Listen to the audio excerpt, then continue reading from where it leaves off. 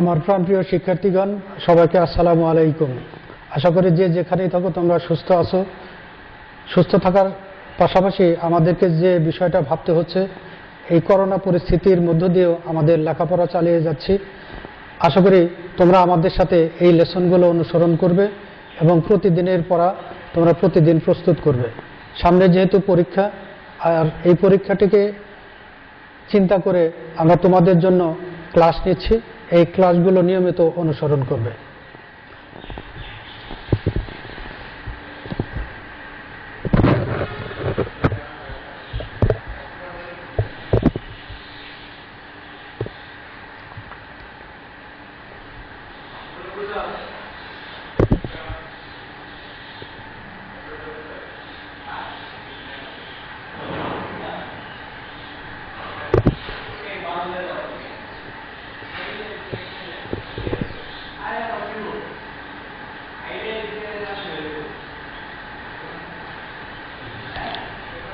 আমার প্রাণপ্রিয় শিক্ষার্থীরা, আশা করি এই যে উপস্থাপনা, স্ক্রিনে যে ছবিটা দেখানো হচ্ছে, এই ছবিটা দেখে তোমরা সবাই উৎফুল্ল হবে এবং আজকের যে বিষয়টা, সেই বিষয়টা সম্পর্কে অতি সহজেই ধারণা করতে পারবে।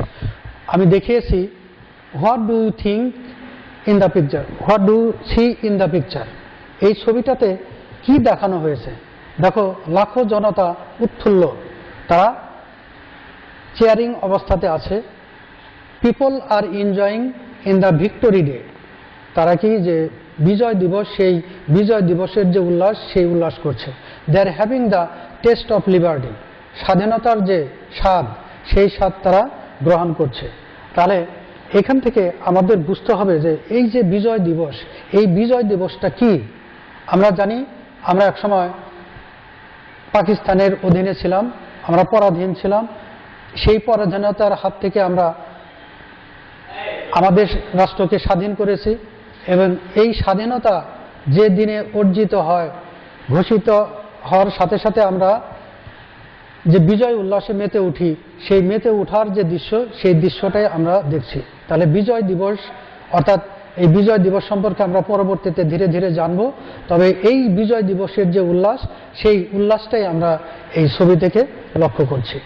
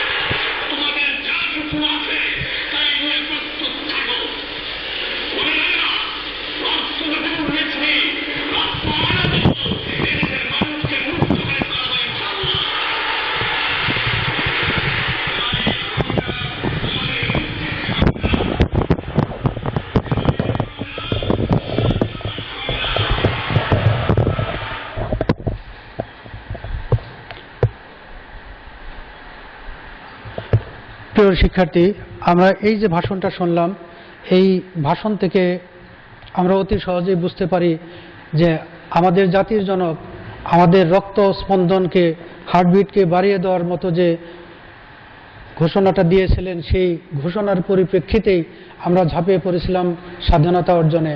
আর আজকে আমরা এই স্বাধীন দেশের অধিবাসী। তাহলে আমরা চিরকৃতজ্ঞ বঙ্গবন্ধুর কাছে। আমরা এই যে ছবিটা দেখছি সেই ছবিটাই হলো আমাদের জাতির জনক বঙ্গবন্ধু শেখ মুজিবুর রহমানের ছবি। আমরা এই ছবিটার সাথে খুবই পরিচিত এবং আমরা সার্বক্ষণিকভাবে আমাদের যে প্রাণস্পন্দন, সেই প্রাণস্পন্দনের সাথে মিশে আছে এই ছবিটি। The father of the nation, the greatest Bangali of 1000 years, founder of Bangladesh, Bangabandhu Sheikh Mujibur Rahman. তাহলে জাতির পিতা, হাজারো বছরের শ্রেষ্ঠ বাঙালি, বাংলাদেশের প্রতিষ্ঠাতা, আর তিনি হলেন বঙ্গবন্ধু শেখ মুজিবুর রহমান। তাহলে এই যে আজকে আমরা স্বাধীন দেশের অধিবাসী, নিশ্চয়ই আমরা এরকম স্বাধীন ছিলাম না। আর যে লোকটির জীবন দিয়ে আমাদের জন্য স্বাধীনতাকে অর্জন করে দিয়ে গেছেন, তার কথা কি আমরা কোনোদিন ভুলতে পারি না? কখনো ভোলা সম্ভব না। আসো সেই আমাদের যে স্মৃতিবিজড়িত কাহিনী, ঘটনা আর স্বাধীনতার যে যুদ্ধ, সেই বিষয়টাই নিয়ে আজকে আমাদের আলোচ্য বিষয়। আর আজকের আলোচ্য বিষয় বঙ্গবন্ধু আওয়ার প্রাইড। তাহলে দেখো, ওই ঘোষণা থেকে আমরা দেখেছিলাম এবারের সংগ্রাম স্বাধীনতার সংগ্রাম। রক্ত যখন দিয়েছি আরও রক্ত দেব, ঘরে ঘরে দুর্গ গড়ে তোলো। এই যে আহ্বান, এই উদাত্ত আহ্বানে সাড়া দেই আমাদের বাঙালি জাতি। তারা ঝাঁপিয়ে পড়েছিল সংগ্রামে এবং লাখো শহীদের প্রাণের বিনিময়ে, রক্তের বিনিময়ে আমরা স্বাধীনতা পেয়েছি। আর এই স্বাধীনতার মূলে যিনি কাজ করেছেন, জাতির জনক বঙ্গবন্ধু শেখ মুজিবুর রহমান। আসো তার নিয়ে আমরা বিস্তারিতভাবে জানি। দেখো, ওখানে আমি যে জিনিসগুলো দেখিয়েছি, for the people of Bangladesh, বাংলাদেশের জনগণের জন্য March is the month of unforgettable memories. March মাসের যে স্মৃতিগুলো, প্রতি বছরই মার্চ মাস আসে, আর মার্চ মাসের যে ভাষণ, 7 মার্চের যে ভাষণ, সেই কথাগুলো আমাদের মনে সাড়া দিয়ে যায়। Memories of the pride as well as sorrow and grief. আমাদের জীবনের সাথে যারা আত্মহতি দিয়েছে, তাদের আত্মহতি দেওয়ার যে কষ্ট এবং আমাদের যে অনুশোচনা, সব কিছু মিলে সেই স্মৃতিগুলো আমাদের জীবনের সাথে জড়িত। It is the month of proud memories because in this month in 1971 Bangabandhu Sheikh Mujibur Rahman declared the independence of Bangladesh. তাহলে আমরা জানি এই 1971 সালের মার্চ মাসে, 26শে মার্চে বঙ্গবন্ধু শেখ মুজিবুর রহমান স্বাধীনতার ঘোষণা দিয়েছিলেন। এই জন্য আমাদের স্মৃতিতে এটা একবারে চির অম্লান হয়ে আছে এবং থাকবে। Before his arrest in 26th March he declared the independence of Bangladesh. তাহলে এই যে 26শে মার্চের আগে তাকে যে অ্যারেস্ট করা হয়েছিল, তার আগের মুহূর্তে তিনি এই ঘোষণাটা দিয়ে যান। কাজে তার যে ঘোষণা, এই ঘোষণাকে কেন্দ্র করেই আমরা উদ্বুদ্ধ হই এবং তার ডাকে ঝাঁপিয়ে পড়ে আমরা স্বাধীনতা সংগ্রামে অংশগ্রহণ করি এবং সেই সাথে আমরা স্বাধীনতা অর্জন করি, স্বাধীনতাকে পাকিস্তানিদের হাত থেকে ছিনিয়ে আনি। তাহলে এই যে ইতিহাস, এই ইতিহাসটা অবশ্যই আমাদের জানতে হবে।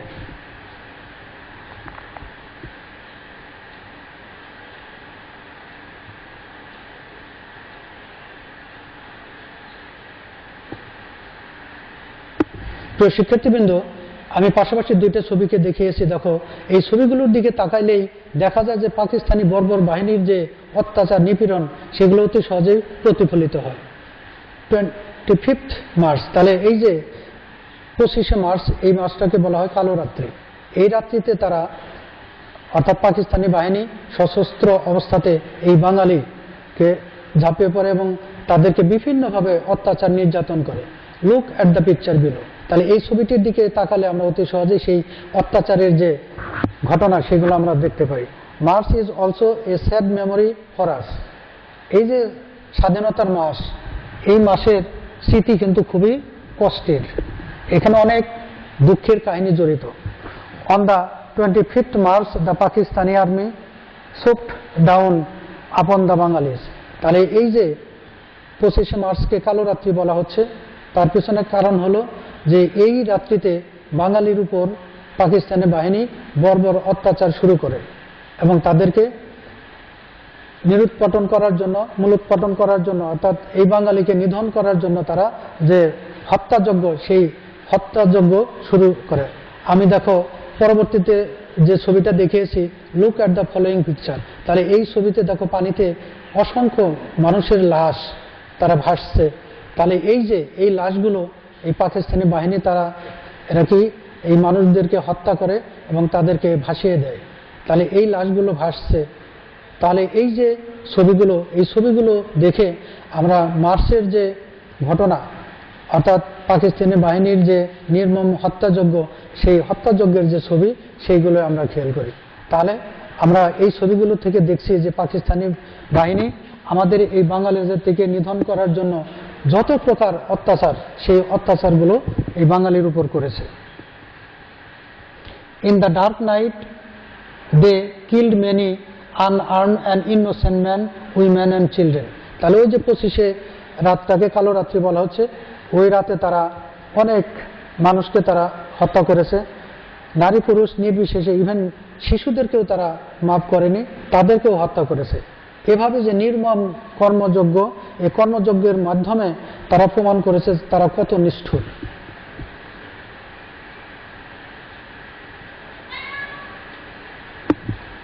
এই ছবিটার দিকে তাকালে আমরা খেয়াল করতে পারি, দেখো, they destroyed the chastity of many women.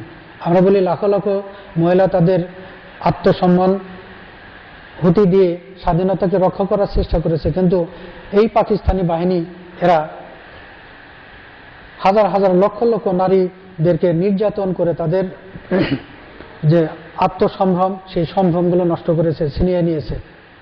তারপরেও কিন্তু বাঙালি বসেছিল না, তাদের বিরুদ্ধে লড়েছে এবং তাদের এই আত্মহত্যার বিনিময়ে কিন্তু আজকের এই যে স্বাধীনতা, এই স্বাধীনতার ফল আমরা ভোগ করছি।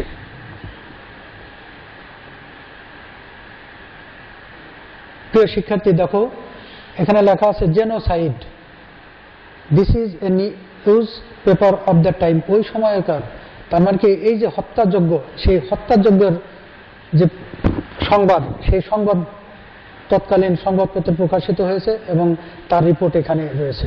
আর সেই সাথে আমরা ওই ছবিটাতে কি দেখছি, দেখো হাজারো হাজারো মানুষ, দেখো ঘর ছেড়ে দিয়ে, নিজস্ব বাড়ি ছেড়ে দিয়ে তারা কোথায় যাবে, কোথায় আশ্রয় পাবে?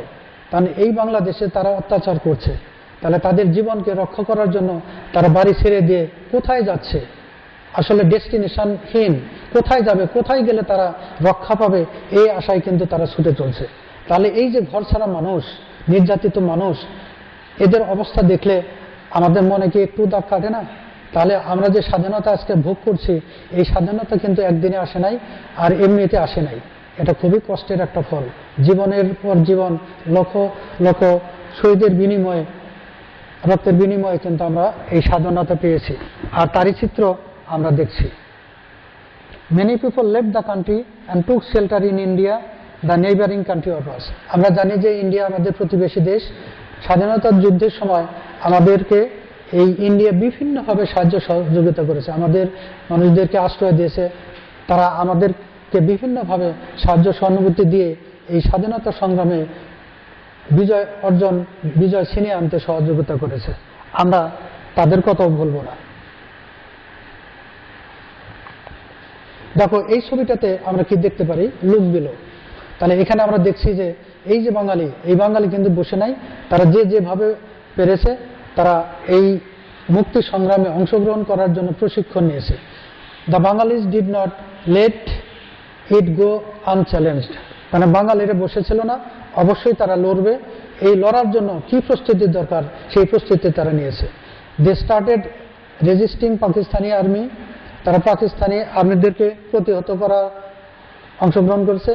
And the war of liberation began, এবং স্বাধীনতা অর্জনের জন্য যে যুদ্ধ, সেই যুদ্ধে তারা অংশগ্রহণ করেছে। The brave sons fought for 9 months। আর এই যে সাহসী সন্তান বাঙালি, এরা কি করছে, 9 মাস ধরে তাদের প্রাণকে আত্মহুতি দিয়ে তারা সংগ্রাম করেছে।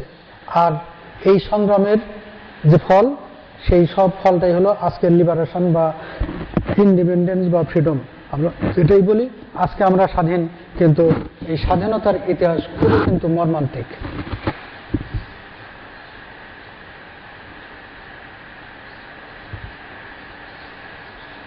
তাহলে দেখো এই ছবিটাতে আমরা কি দেখছি। Then see what happened 16th December, the Pakistani army surrendered unconditionally, the heroic struggle stopped. তাহলে আমরা 9 মাস ধরে যুদ্ধ করেছি, এই যুদ্ধর শেষ মোমেন্টে এসে পাকিস্তানি আর্মি আমাদের বাঙালিদের দাপটের কাছে টিকতে পারে নাই, যার কারণে তারা শেষ পর্যন্ত সারেন্ডার করতে বাধ্য হয়েছে। আর এই যে ছবিটা আমরা দেখছি, সেই ছবিটাই তারা যে লিখিতভাবে সারেন্ডার করে চলে যাচ্ছে, তারা এখানে আত্মসমর্পণের মাধ্যমে এই দেশ ছেড়ে চলে যাবে, এই প্রতিশ্রুতি দিয়ে, এই অঙ্গীকার করে তারা চলে যায়। আর সেই দিনটা ছিল 16th December, অর্থাৎ 26শে মার্চ ঘোষণা দিয়ে 9 মাসব্যাপী যুদ্ধ হলো। আর এই যুদ্ধ শেষে পাকিস্তানি আর্মিরা যখন আত্মসমর্পণ করে চলে যাচ্ছে, আর সেই মুহূর্তের ছবি এইটা, অর্থাৎ লিখিত সারেন্ডার। তাহলে এভাবে আমরা দেখছি যে 9 মাস যুদ্ধ করার পরে লাখো শহীদদের রক্তের বিনিময়ে আমরা যে স্বাধীনতা পেয়েছি, আর স্বাধীনতা পাওয়ার পূর্ব মুহূর্তের যে দৃশ্য, সেই দৃশ্যই হলো আত্মসমর্পণের দৃশ্য, অর্থাৎ পাকিস্তানি বাহিনী আমাদের কাছে আত্মসমর্পণ করে এবং সেই সাথে যুদ্ধটা শেষ হয়। তাহলে শিক্ষার্থীবৃন্দ,